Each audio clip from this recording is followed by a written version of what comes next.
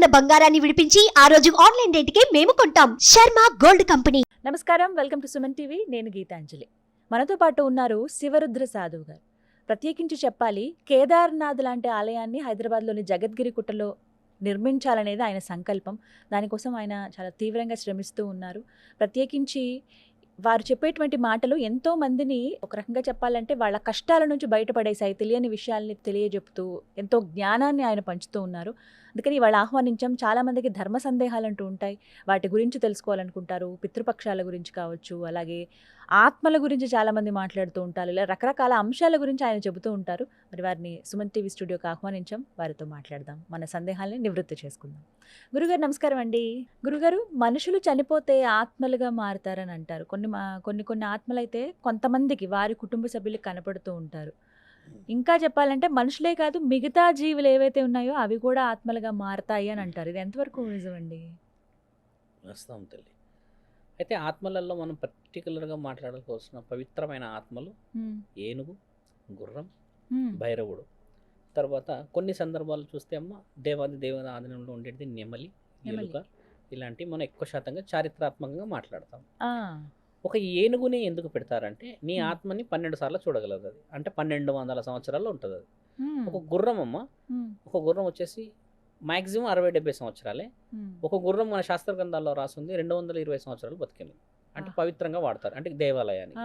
ఇప్పుడు భైరవుడు శివుడి యొక్క వృక్షాల నుంచి పుట్టినవాడు కాబట్టి ఆయనని కాలభైరవుడు అని అంటారు. ఆయన ప్రత్యేకత వేరు. వీళ్ళందరినీ పరమాత్ముడు ఏం చేస్తాడంటే గుడికి సంరక్షణలకు పుట్టించుకుంటూ ఉంటాడు. ఎక్కువ శాతంగా అదే శరీరాన్ని పుట్టించుకుంటాడు, అదే ఆత్మను పుట్టించుకుంటాడు. అయితే మిగతా జీవరాశులు ఏంటంటే అమ్మ అలా పుడుతూ వాటి యొక్క జీవనాన్ని మళ్ళీ పరమాత్ముడు అదొక ఫ్లో ఇంకా ఆపడు, అది రొటేట్ అవుతూ ఉంటుంది. కానీ ఒక ఏనుగు కానీ నేనన్న నెమ్మలిలు కానీ ఇవన్నీ ఏంటంటమ్మా వెరీ వెరీ పర్టిక్యులర్. నీ యొక్క వంశ ఆధిపత్యాన్ని చూయించడానికి ఆ ఏనుగు ఉంటుంది. శివరుద్ర సాధువు గారు అని అన్నప్పుడు ఆ ఏనుగు తొండం పైకి లేపి అరుస్తుంది. మనం కొన్ని సినిమాల్లో చూస్తాము, ఈ హీరోలు వచ్చినప్పుడే అరుస్తుంది. ఎందుకు అరుస్తుంది అంటే అమ్మ ఆయన గారి యొక్క ఆత్మతో దాని యొక్క ఆత్మని పరమాత్ముడు వీళ్ళిద్దరు కారణ జన్ములు కాబట్టి ఈ గుడికి ఉన్నారని చెప్పినప్పుడు వాళ్ళ యొక్క అనుసంధానమే ప్రేమ. ఇప్పుడు ఒక మానవ శరీరం ఎత్తిన ఆత్మ ఎందుకు అపవిత్రంగా తిరుగుతుంది, ఒకవేళ పవిత్రంగా తిరిగితే ఏమవుతుంది, ఎందుకు కనబడుతుంది? ఇవి మన ప్రశ్నలు కదా తల్లి. ఈ జంతు రాశుల గురించి మేము ఎందుకు చెప్పామంటే అమ్మ దేవాలయాల్లో ఇవన్నీ కరువైపోయాయి తల్లి. ఒకప్పుడు ఏనుగులు ఉంటుండే మన దగ్గర, అసలు ఏనుగే లేదు. గుర్రాలు గుడిలో ఉంటుండే, అవి లేవు. భైరవుడు లేడు, చాలా తక్కువ శాతంగా ఉన్నారు. పరమాత్ముడు ఆజ్ఞ ఏందమ్మా, ఇవన్నీ నేను మా గుడి కేదార్నాథ్కి తెచ్చుకుంటున్నా. ఇప్పుడు ఆ ఆజ్ఞ లాస్ట్ టైం కూడా చెప్పాను, ఏనుగు కూడా కేరళ నుంచి తెస్తున్నా. అవి తెచ్చుకోవడం సాంప్రదాయం, అదొక ఆనందం. అయితే ఒక మానవ శరీరం వదిలిన వాడు ఆత్మ ఇంట్లో కేవలం 3 నిమిషాలు ఉంటాడు. ఇంటి బయట వచ్చేసి అయినా నువ్వు మళ్ళీ పుట్టేంతవరకు ఉంటాడు. 3 నిమిషాలు ఎందుకు ఉంటాడంటే శరీరంలో నుంచి అమ్మ 3 భాగాల నుంచి బయటికి వెళ్తాడు. ఒకటి కంటి ద్వారా, రెండోది ఈ గుండె ద్వారా వెళ్తాడు బయటికి వెళ్ళడం, రెండోది ఈ ఫిట్స్ లాంటిది మైండ్ వస్తే అమ్మ న్యూరలాజికల్ సిస్టమ్ చెవుల ద్వారా గాలి వెళ్తాడు. చనిపోయినప్పుడు అలా తీసుకొని వెళ్తాం. కొంతమంది వేద పండితులు, వేద మహర్షులు, వేదాలను చదివిన వాళ్ళు, మహానీయులు చనిపోయిన వాళ్ళని పరమాత్ముడు వచ్చి ఒక జ్యోతి రూపాన్ని తీసుకెళ్తాడు. ఇలా ఇక్కడ నుంచి గుండెల నుంచి జ్యోతి వెళ్తుంది. అయితే ఆత్మ కొలువై ఉండే స్థలం మాత్రం ఇక్కడ. కానీ ఇక్కడ నుంచి దీపం రావడం ఎందుకు? ఎందుకంటే అది ఆగడం చేత, ఇక్కడ నుంచి వెళ్ళే దారి పరమాత్ముడు ఇవ్వకపోవడం చేత ఈ దారిని ఎంచుకునే స్థితిగతులు చూస్తాం. కొన్ని సినిమాల్లో చాకు బయటకు వచ్చినట్టు, అంటే చేసిన కార్యక్రమాల చేత అధర్మాన్ని ఆయన అణచివేసినందుకు ఆ చాకు రూపాన బిరుదు ఇలా వచ్చి చూస్తాం. ఒక ఆత్మ ఎందుకు 3 నిమిషాలు ఉంటుంది అంటే అమ్మ శరీరంలో నుంచి వెళ్ళి మళ్ళీ శరీరంలోకి పోవడానికి ప్రయత్నం కేవలం ఆ 3 నిమిషాలే చేస్తుంది అంతే. 60 అంటే 180 సెకండ్స్ చేయగలుగుతుంది. ఆ 180 సెకండ్స్ తర్వాత యమభటులు, యమదూతలు స్వీకరించేస్తారు, తీసుకొని పెడతారు. ఒక యమదూత 3 సెకండ్లలో వస్తుంది పైనుంచి కిందికి, మళ్ళీ 3 సెకండ్లలో మీదికి వెళ్ళిపోతుంది. యమభటులు కూడా అలా వస్తారు. ఏ మనిషి కాలం చేసినా మొదట నిన్ను యమభటులే తీసుకెళ్తారు. యమదూతలు తీసుకెళ్తే నీవు పుణ్యవంతుడు అని అర్థం. అయితే కొంతమంది మనల్ని ఏమడతారంటే యమభటులు, యమదూతలు అనేది ఈ సొసైటీలో కొత్తగా ఉంటుంది అన్న ఆలోచన మన వాళ్ళు చేస్తారు. కాబట్టి ఈ యమభటులు, యమదూతలు ఏంటంటే నీ మరణం రాస్తున్నది, నీ మరణం తర్వాత జరుగుతున్నది యముడికి మాత్రమే సంబంధం. నీ జీవితాన్ని రాసింది శివుడు, తర్వాత కొంతమంది మహాభక్తులు ఉంటే శివుడి యొక్క జీవిత లక్ష్యాన్ని సాధించిన వాళ్ళు భక్తులు ఉంటే క్షమాభిక్ష అది వేరు, తండ్రి పాశం వేసి తీసుకెళ్తాడు. శివపాశం కూడా ఉంది మన శాస్త్ర గ్రంథాల్లో, నారసింహ పాశం కూడా ఉంది మన శాస్త్ర గ్రంథాల్లో, యమపాశం కూడా ఉంది. యముడి తర్వాత పాశాన్ని వేసి కాపాడే శక్తి నరసింహుడికి ఉంటుంది, నరసింహుడి తర్వాత శివుడికే ఉంటుంది. ఎందుకంటే వాళ్ళిద్దరికి ఆజ్ఞ ఇచ్చింది కూడా శివుడే కాబట్టి ప్రాణదాత. ఒక ఆత్మ ఏం చేస్తుందంటే అమ్మ, నీ యొక్క జ్ఞాపకాలు తీరని కోరికలని మనకి హెచ్చరికల ద్వారా చూపిస్తుంది. ఆత్మ ఎప్పుడూ కూడా డైరెక్ట్గా కనబడినట్టు సంపుటాలు లేవు, కానీ నువ్వు గమనిస్తే ఒక నీడ పోయినట్టు, ఏదైనా ఒక చిన్న ఏదైనా గిన్నె కానీ ఏదైనా అద్దం పెట్టుకుంటే ఎవరో రొటేట్ అయినట్టు కనబడితే అది ఒక డౌట్ వస్తుంది, చీకట్లో లైట్ బంద్ చేయగానే కనబడినట్టు అవుతుంది. దీని అర్థం ఏ ఆత్మ మనల్ని భయపడించదు. మనము చూసి శరీరాన్ని అంటే వాయు దిగ్బంధనంలో ఉన్న ఆత్మ ఇలా కదులుతూ ఉంటుంది. ఎందుకంటే శరీరం వదిలితే భూమి నుంచి రుణం తీరిపోయిందని అర్థం.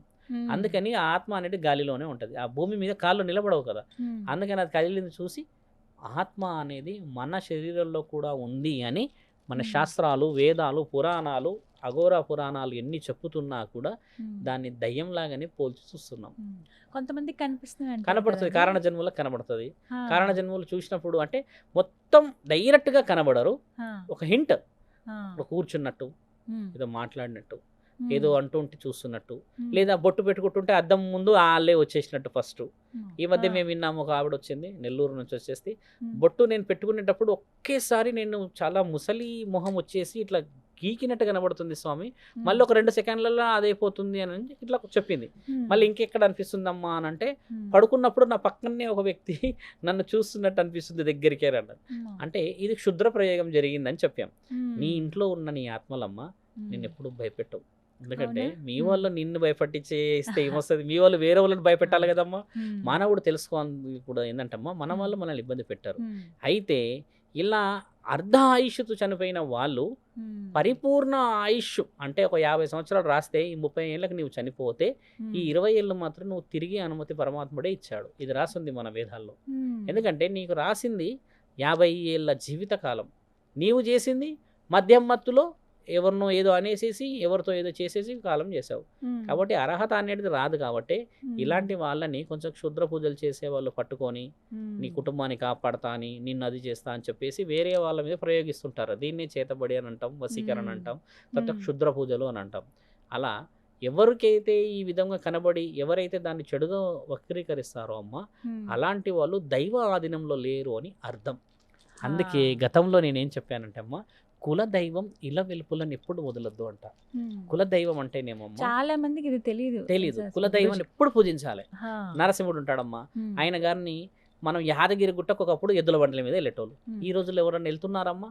సంవత్సరానికి కూడా వెళ్తలేరు, 2 సంవత్సరాలు వెళ్తారు. ఒకప్పుడు ఖచ్చితంగా తండ్రి గారి బ్రహ్మోత్సవాలు వచ్చాయి మార్చిలో అనగానే అందరు వెళ్ళేవారు, అక్కడే ఉండేవాళ్ళు, అక్కడే తినేవాళ్ళు, వండుకునేవాళ్ళు. అలా లేదు అంటే మన కుల దైవాన్ని మనం అవమానించాముగా. ఇల వెలుపులమ్మ, ఎల్లమ్మ తల్లి, నల్లపోచమ్మ తల్లి, ముత్యాలమ్మ, పెద్దమ్మ తల్లి, ఎర్రపోచమ్మ, వీళ్ళందరూ మన ఇల వెలుపులు. మహంకాళి, భద్రకాళి వీళ్ళందరూ ఉంటారు కదా. వారిని ప్రతి పండగ, ప్రతి వివరణలో ప్రత్యేకంగా సాకలు పోసే కార్యక్రమాలు, కళ్ళు సాకబోసే కార్యక్రమాలు, లేదా ఏదైనా తిండి వంటలో లేకపోతే ఇంకేదైనా చేసేవాళ్ళు, పిండి వంటలు చేసి భోజనం పెట్టేవాళ్ళు కదా. ఈ రోజుల్లో దేవతనే నా శరీరం మీద వస్తున్న మహానీయులు ఉన్నారు, మహాతల్లులు. అలాంటిది ఏ దేవత మనల్ని కాపాడుతుంది? అందుకే ఈ ఆత్మలు తిరుగుతాయి. ఎందుకంటే అమ్మ, నీవే అర్హత నాకు ఇయ్యలేనప్పుడు నీ శరీరంలో మంచి జరుగుతేంది, నీ ఇంట్లో మంచి జరిగితే నాకేంటి, చెడు జరిగితే నాకేంది? నువ్వు నాకు ఏం రెస్పెక్ట్ ఇచ్చావు? ఇది చెప్పేది ఎవరు తెలుసా అమ్మ? ఒకప్పుడు పెద్దలు చెప్పేవాళ్ళు, అరే నాయన అమావాస్య వచ్చింది బయటికి వెళ్ళకు, పౌర్ణమి వచ్చింది ఆడపిల్లలు ఇంట్లో, ఇట్లా కొన్ని చెప్పేది. ఎందుకంటే అమ్మ, వాళ్ళ అనుభవం ఎన్నో చూసి ఉండవచ్చు కదా, అది మన వాళ్ళు పాటించరు. అడ్వాన్స్ సొసైటీలో ఉన్నాం, ఓకే యాక్సెప్ట్ చేస్తున్నాం, కానీ ఈ అడ్వాన్స్ సొసైటీ వచ్చింది కూడా ఒక అపాయిడ్ సొసైటీ నుంచే కదమ్మా. ఇలా మనం కోలుకోకూడదు. కొన్ని ఇంటర్వ్యూస్ లో చూసాను, మీరు స్వయంగా ఆత్మల్ని చూసి చాలా మంది అలా ఎంతమంది అమ్మ, 100 మందితో మాట్లాడతాంగా ఆత్మలతో. వచ్చిన వ్యక్తి వక్రీకరించి మాట్లాడతాడు. ఒక వ్యక్తి వచ్చాడు మా దగ్గరికి, ఏమంటున్నాడు, నువ్వు అఘోరం అయితే నాకేంటి అని మాట్లాడాడు. సరే అన్న, అసలు నీవెవరు అంటే ఆయన పేరు ఫలానా అని చెప్పాడు. అసలు ఈయన పేరు ఏం పేరు అంటే ఈయన పేరు ఫలానా అంటున్నారు. చాలాసేపు ఒక 5 నిమిషాలు మాట్లాడించాం. మాట్లాడించిన తర్వాత చేతి పట్టుకున్నాం. ఇక చేతి పట్టుకుంటే ఇక వదలడు అని అర్థమైంది ఆయనకి. అప్పటిదాకా నేను ఫ్రెండ్లీగానే ఉన్నాం. పట్టుకున్న తర్వాత అప్పుడు ఒక 15 నిమిషాల తర్వాత ఏడ్చడం మొదలుపెట్టాడు గట్టిగా. ఆ పక్కన ఉన్న వాళ్ళందరూ కొంచెం అలర్ట్ అవుతున్నారు, ఏంది అరుస్తున్నాడు, దేంతోనన్నా తీసుకొని కొట్టేస్తాడా లేకపోతే ఏం చేస్తాడంటే అప్పుడు క్లారిటీగా అడిగాను. చెప్తే అప్పుడు చెప్తున్నారు, కాల్చుకొని చనిపోయిన కాబట్టి నన్ను ఫలానా వాళ్ళు పంపించారు. కాల్చుకొని చనిపోయిన వాడు తీవ్రమైన కోరికలు ఉండి అవి నేను నీ మీదకి వచ్చి తీర్చుకుంటాను అన్నాడు. తీర్చుకున్నట్టువి ఏదో ఒక హింట్లు ఇస్తావు కదమ్మా. రోజు ఒక క్రియా ప్రక్రియలు ఉన్నవాడు కొంచెం భిన్నంగా కనబడితే ఇంట్లో వాళ్ళకి డౌట్ వస్తుంది కదా. అలా వచ్చిన ప్రక్రియనే ప్రతిరోజు చేసే ప్రక్రియ. ఇప్పుడు వారంలో అమ్మ ఒక 3-4 వచ్చిన వాళ్ళు ఇలాంటి గాలి నుంచి వస్తారు. వచ్చి ఏమంటారంటే మాకు సీత అంటే చాలా ఇష్టము అంటారు. సీత ఎవరు అంటే మొన్నే చనిపోయింది స్వామి సీత అని అంటారు. అంటే ఆ సీత ఎక్కడి నుంచి చనిపోయిందమ్మా అంటే ఈవిడ ఏమవుతుంది, ఈవిడకంటే ఆవిడ ఫ్రెండ్స్ చాలా క్లోజ్ ఫ్రెండ్స్. ఎక్కడ ఉంటారు వాళ్ళు అంటే ఈసీఐఎల్లో ఉంటారు. మరి నీకెందుకంటే నేను ఈమెను తీసుకుపోతా అందుకే వచ్చినా అని అంటాం. అంటే ఇప్పుడు ఈ వ్యత్యాసం ఏంటంటమ్మా, మన దగ్గర రుజువులు అడుగుతారు, మీరు మాట్లాడిన రుజువులు ఏవి స్వామి అంటారు కదా. నేను ఇప్పుడు డైరెక్ట్గా మాట్లాడినవన్నీ ఎప్పుడూ అవమానపరచానమ్మా. ఎందుకంటే నన్ను నమ్మి ఒక సమస్య కోసం వచ్చిన వాళ్ళు పేర్లు తీయను.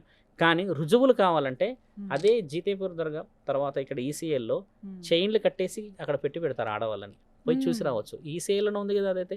ఈ దర్గా ఎక్కడే ఉంది కదమ్మా, ఎక్కడ లేదు, బొల్లారంలో ఉంది ఆ దర్గా. ఆడపిల్లల్ని మగవాళ్ళని చైన్లు పెట్టి అక్కడ పెడతారు. వాడు మాట్లాడే వర్షనే వేరే ఉంటుంది, ఆయన కొడతా ఉంటారు. అలాంటిది మన దగ్గర లైవ్ ప్రూఫ్స్ ఉన్నాయి. నేను ఒక సాధువుని కాబట్టి వచ్చిన వాళ్ళని చాలా ప్రేమగా డీల్ చేస్తాను. మీరు ఎప్పుడైనా ఇబ్బంది పడిన సందర్భం? చాలా ఇబ్బందులు. ఒక ఆయన గల్ల వచ్చేసి ఇదంతా పట్టేసుకున్నాడు, ఇవన్నీ లాగేస్తున్నాడు చాలా సేపు. నేను నరసింహస్వామి అంటున్నాడు ఆయన. నరసింహస్వామి అయితే మరి శివభక్తుడు గుర్తుపట్టడా నేను. చాలా ఇట్లా అట్టహాసంగా చేస్తున్నారు వాళ్ళు. చేస్తూ ఒక 15 నిమిషాల తర్వాత త్రిశూలాన్ని చాలా బలంగా పైకి లేపి చూయించిన తర్వాత ఏదో జరిగేటట్టు ఉందని కింద గులబడిన తర్వాత శివలింగం దగ్గర పడుకోబెట్టి అభిషేకం చేయించండి అని చెప్తే ఆయనను జరపాలంటే ఆ తల అట్లనే పెట్టి నీళ్ళు పోయండి అని చెప్పిన. శివలింగానికి ఇలా పెట్టి తల నీళ్ళు పోయించాము. పోయించిన తర్వాత 15 నిమిషాల తర్వాత నన్ను ఎందుకు తీసుకొచ్చినావు అని చెప్పి వాళ్ళ తమ్ముడి మీద రివర్స్ అయిపోతున్నాడు, వాళ్ళ అన్న మీద రివర్స్ అవుతున్నాడు. చుట్టుపక్కల వాళ్ళ భార్య ఉంది, వాళ్ళ భార్యతో రివర్స్ అవుతున్నాడు. ఎందుకు తీసుకొచ్చావు ఇవన్నీ, నేను నమ్మను కదా అంటున్నాడు. అలా ఉంటుంది వ్యవహారం. ఎందుకంటే నిజంగా ఆయన మంచి వ్యక్తే, కానీ శరీరంలోకి వచ్చినాక వ్యత్యాసం అనేది గమనించట్లేరు. అలా ఇంకోటి విషయం ఏం చెప్పాలమ్మా, చాలామంది మీరు వ్యూవర్స్ కూడా తెలియాల్సింది ఏంటంటే అలా కనబడని ఆత్మలు కుటుంబాలను నాశనం చేస్తున్నాయి, వందలు ఉన్నాయి ఇక్కడ. అవి చాలా చాలా సెన్సిటివ్గా డీల్ చేసేస్తాయి. భార్య భర్తల మధ్యలో పెద్దగా డిస్టెన్సెస్ క్రియేట్ చేసేస్తాయి. నేను అదని ఇదని దూరం పెట్టేసేస్తాయి. అవన్నీ ఎలా అంటామో మనిషి యొక్క జీవితాన్నే నాశనం పట్టించేస్తాయి. ఒక వ్యక్తి ఇలా ఒత్తుతున్నాడు తలని, ఎందుకు ఒత్తుతున్నారు అంటే ఈ మెదడు బయటికి వచ్చేలా ఒత్తండి అని అంటున్నాడు. ఎందుకు అని అంటే తర్వాత పరీక్ష చేసి చూస్తే అమ్మ ఆయన శరీరంలో వేరే యొక్క ప్రభావం చూపిస్తుంది. అంటే వాడు చనిపోవాలని డిసైడ్ చేసుకునేలా ప్రేరేపిస్తుంది, నేను ఆత్మహత్య చేసుకోవాలనేది. అలాంటిది కుటుంబం గమనించేసి గుడిలకు వెళ్ళి యాగాలు హోమాలు పుణ్యక్షేత్రాలకు వెళ్తే అమ్మ మన శరీరాన్ని మనమే కాపాడుకుంటాం.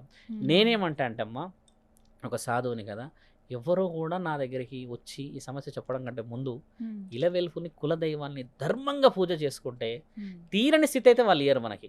శివుడే ఉన్నాడు అక్కడ, ఆ తర్వాత అది ఇలవెల్పు కులదైవం, వీళ్ళని దాటి మన దాకా రావాల్సిన పరిస్థితి వచ్చిందంటే అమ్మ మొదట వాళ్ళు సెల్ఫ్ కంట్రోల్ లాస్ అయిన వాళ్ళు, దేవుడిని నమ్మని వాళ్ళు, ఈ క్షుద్ర పూజలని నమ్మేవాళ్ళు, ఇలాంటి వాళ్ళకి ఈ పరిస్థితి. ఒకవేళ దేవుడిని నమ్మితే నీకు ఆ పరిస్థితి వచ్చింది అని అంటే అమ్మ నిజంగా ఆపద ఉండవచ్చు. ఈ రోజు మా ద్వారా మార్గం తెలుస్తుండొచ్చు. ఒకప్పుడు చెప్పిన విద్యనే ఇది కదా మన దగ్గర. నిజంగా ఆపద ఉన్నప్పుడు వచ్చిందేమో లెక్క పద్ధతి వేరే కదా తల్లి. ఇక్కడ చిన్నదానికి కూడా ఆపద. ఈ జన్మ నీదే తల్లి, కానీ నీ వంశవృక్షం పరమాత్ముడు. ఆయనకి తెలుసు కదా నువ్వు 84 జన్మల్లో ఎన్ని పాపాలు చేశావు, ఎన్ని పుణ్యాలు చేశావు, దాన్ని అనుభవించడానికి ఈరోజు నిన్ను పుట్టించాను. అదేంది నేను అన్ని పుణ్యాలే చేస్తున్నా, నాకు అసలు ఏం కలిసి వస్తలేదని అంటే మరి ఏ జన్మలో ఏ పాపం చేసావో ఈ జన్మలో మోస్తున్నావు. అదంటే మన వాళ్ళు నమ్మరు. సోమవారం రోజు వెళ్తున్నా, నేను అభిషేకం చేస్తున్నా, ఉపవాసం ఉంటున్నా అంటే ఎన్నిసార్లు నువ్వు ఆకలితో ఉన్నవాడి యొక్క అన్నాన్ని తన్నిండవచ్చు. అందుకు నిన్ను ఈరోజు ఉపవాసం పెడుతుండొచ్చు కదా ఆ విలువ తెలవడానికి. ఈ రోజుల్లో ఉపవాసం మన శాస్త్ర గ్రంథాల్లో ఏం రాస్తుందంటమ్మా, శివుడి శాపం అని రాస్తుంది. Most of the cases when we talk about science మనం అంటున్నాం fasting is for health. It is absolutely wrong information. శాస్త్ర గ్రంథాల్లో ఏం రాసిందంటే శివుడు పెట్టిన శాపం, అన్నం విలువ తెలిసిన వాడికి, నీవు ఆకలి విలువ తెలిసిన వాడికి అన్నం పెట్టని వాడివి, దాని విలువ తెలుసుకో అని శివుడు శివరాత్రి రోజు పెట్టిన శాపం. పెళ్లి జరుగుతున్నప్పుడు అన్నం పెట్టండి అని అడుగుతాడు భగవతి భిక్షాందేహి అని. ఎల్లు శివుడి పెళ్ళి అవుతుంటే నువ్వు వచ్చి అన్నం అడుగుతున్నావు, అది అంటే శివుడి పెళ్ళి విగ్రహాల్లో చేస్తున్నారేంది మీరు, నాకు పెట్టొచ్చు కదా అని అంటాడు ఆయన పెద్ద ఆయన. పెళ్ళి కావడానికి ఇంకా 2-3 గంటలు పడుతుంది, నీకు ఓపిక ఉంటే ఉండు, లేదంటే లేదు కొంచెం నాకు ఆ పండు ఇవ్వండి అని తండ్రి లోపలికి అడుగు పెడితే ఆయనని తోసేసిన క్షణమే ఈ శాపం, శివరాత్రికి పెట్టిన శాపం. మీరు ఏ రోజైతే పార్వతీ పరమేశ్వరుల కళ్యాణం చేస్తున్నారో, రాతి విగ్రహాలలో నిజమైన ఆకలితో వచ్చిన ఒక భిక్షాటకుడిని మీరు తోసేశారో, అదే రోజు మీరంతా ఉపవాసమై ఉండి అదే విగ్రహాలకి ఆరాధన చేయుగాక అన్న ఆ శాపమే శివుడు పెట్టిన మహాశాపం అది. ఈ రోజుల్లో చాలా మంది ఒప్పుకుంటారు నిజమే అని. కొంతమంది ఏమంటారు, శివుడు అంట అదంట ఇదంట అంటారు. అలా ఏది లేదు మన చరిత్రలో. రుజువులు చేయబడ్డ శాస్త్రగ్రంథాలు ఉన్నాయి. ఒక్క పేపర్ చూపించండి అమ్మా ఇది అబద్ధం అని మన దగ్గర చూపించటం లేరు. మీరన్న ఆత్మల బలాలు ఉన్నాయి. మన ఇలవెల్పులు కులదేవాలని నమ్మాలి. నమ్మనప్పుడు చూడమ్మా మన ఇద్దరం తెలుస్తుంది. కొంతమందికి మా ఇలవెల్పు ఎవరో తెలియదండి. ఎందుకు తెలియదమ్మా, నేను లక్షల మందికి చెప్పిన ఇలవెల్పులు ఎవరు అని చెప్పి. నీ ఇలవెల్పులు నీ అత్తల నుంచి వస్తారు. నీ అత్తలు అంటే మనం ఒక పెళ్ళి అయిపోయి ఒక ఇంటికి వెళ్తే ఆల్రెడీ ఒక కోడలు ఉంటుంది ఇంట్లో. అంటే మీ అత్త కూడా ఒకప్పుడు కోడలే కదా. ఆ అత్త అట్లా ఆ అత్త చెప్తుంది నీకు ఎవరిని పూజించాలి అని. కులదైవం తండ్రి నుంచి వస్తాడు, అంటే ఈ భర్త నుంచి వస్తాడు. ఇప్పుడు నరసింహస్వామి వచ్చేసి ఉదాహరణకి మాదొక వంశం తల్లి. నేను అమెరికాలో కూడా ఉన్నాడు, హైదరాబాద్లో కూడా ఉన్నాడు, సింగపూర్లో ఉన్నాడు. మా ముగ్గురికి నరసింహుడే ఉంటాడు, కానీ ముగ్గురికి ఇలవెల్పులు వేరే ఉంటారు. అంటే అత్తల నుంచి వారసత్వానికి, భర్తల నుంచి వచ్చే వారసత్వానికి దైవం ఆధీనం మారుతుంది, కానీ దైవాన్ని పూజించే శక్తి మారదు తల్లి. అక్కడ మారమ్మ ఉంటే అమ్మ, ఇక్కడ వచ్చేసి పోచమ్మ ఉంటుంది. కానీ ఆ ఇద్దరి స్వరూపాలు ఆమెదే కదా. పూజించడం మానేస్తున్నారు, మళ్ళీ తెలియదు అని చెప్పి. 22 ఏళ్ళు అయిందంటే పెళ్లి కాలేదు, పెళ్ళి అయిపోయింది, ఇంతవరకు మా కుల దైవం మాకు తెలియదు అని అంటుంది మొన్న ఒక అమ్మ తిరుపతి నుంచి. మరి మీ అత్తని అడగాలంటే మా అత్తకు కూడా తెలియదంటే అలా ఉండదు తల్లి. ఎవరో ఒకరు చెప్తారు, ఎవరినో పూజిస్తాం కదమ్మా మనం. అలా మీరు చెప్పట్లేరు, కొంతమంది తెలుసుకోవాలి. ఇంకో విషయం ఏంటంటే అమ్మా, నువ్వు అడిగిన ప్రశ్నకి చెప్తే పూజించే వాళ్ళు లేరు ఇక్కడ, అందుకని ఆ మాటకి విలువ లేదు.